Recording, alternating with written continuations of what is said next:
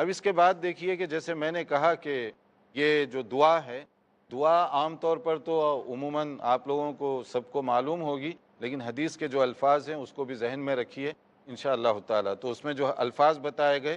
قال رسول اللہ صلی اللہ علیہ وسلم من قال حین یسمع النداء، جو اذان سننے کے بعد یہ الفاظ کہے، یہ حدیث کے الفاظ ہیں، اللہم رب هذه الدعوة التامة والصلاة القائمة آت محمدا الوسیلہ والفضیلہ وابعثه مقاما محمودا الذی وعدتہ، یہ ہے اصل۔